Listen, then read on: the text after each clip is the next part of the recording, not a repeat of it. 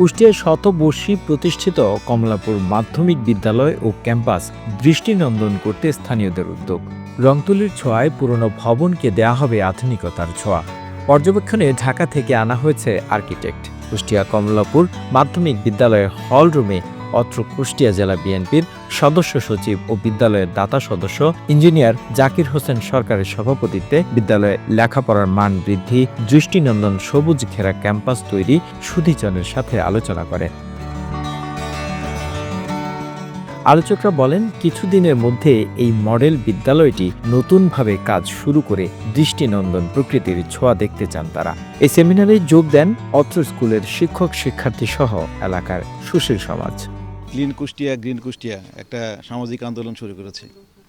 এর মাধ্যমে আমরা এই কুষ্টিয়ার বিভিন্ন এলাকা অলরেডি পরিষ্কার পরিচ্ছন্ন করছি এবং বিভিন্ন শিক্ষা প্রতিষ্ঠানকে আমরা শিক্ষার পরিবেশ এবং শিক্ষার মান উন্নয়নের জন্য আমরা কাজ শুরু করেছি।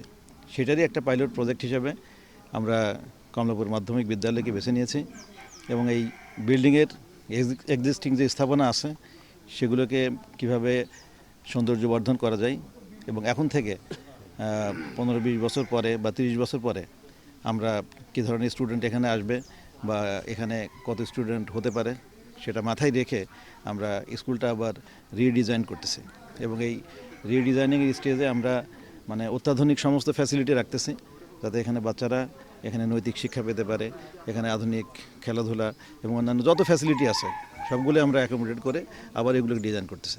The news Bangladesh desk report. আপনারা দেখেছেন যে আমরা ইতিমধ্যে সার্ভে করেছি এবং ঢাকা থেকে ডিজাইনার আসতেছে, আর্কিটেক্ট আসতেছে এবং যারা ল্যান্ডস্কেপ ডিজাইন করে তারাও আসতেছে।